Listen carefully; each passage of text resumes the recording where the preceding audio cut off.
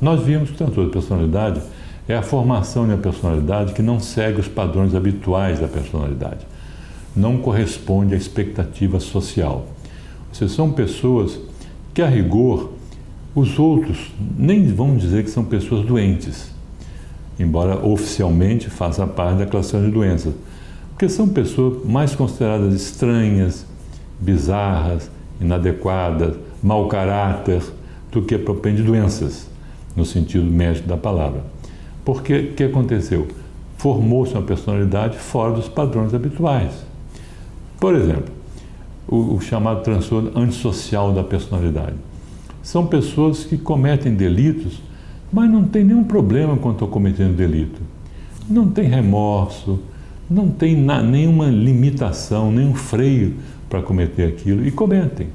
Essas pessoas, muitas vezes, não é que todo criminoso seja transtorno de personalidade, não. Tem criminosos que não têm. Mas são pessoas que têm um padrão de conduta que, desde a infância, já mostraram que são pessoas com muita dificuldade de seguir normas, seguir regras.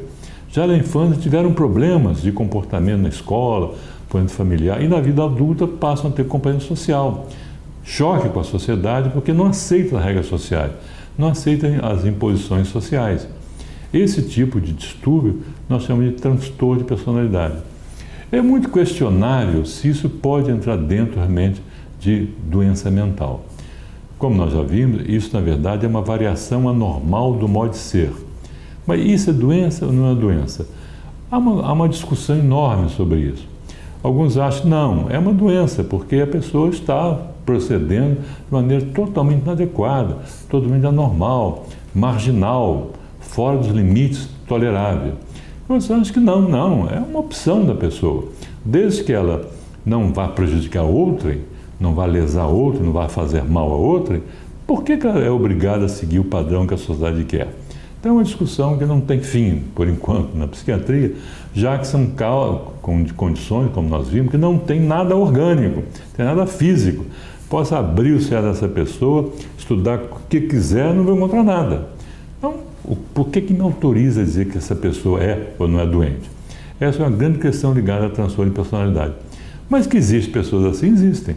Todos nós que vivemos, lidamos com as pessoas, sabemos que existem pessoas assim. Pessoas de difícil convivência, pessoas muito irritadas, pessoas explosivas, pessoas que levam mal, tudo leva a mal, pessoas complicadas, pessoas cuja convivência diária é problemática. Existem essas pessoas assim. Mas a grande questão é isso, mas isso é anomalia ou não é anomalia? Isso pede tratamento ou não pede tratamento?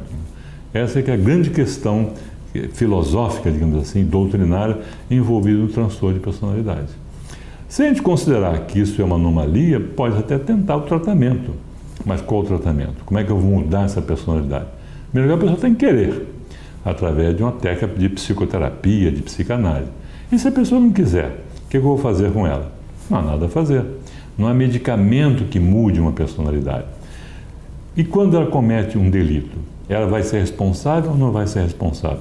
É uma outra questão também bastante discutida, quando essas pessoas cometem um delito.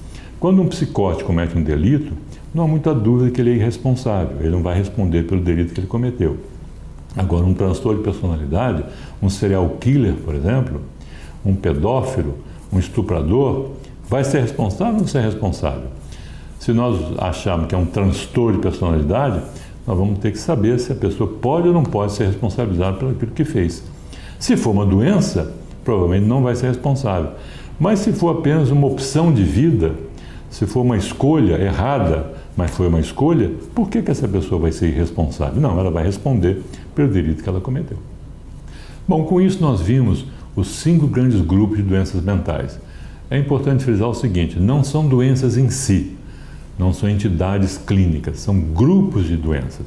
Cada uma dessas, oligofrenias, demências, psicose, neurose, transtorno de personalidade, se subdividem em vários tipos, em várias formas clínicas, várias entidades.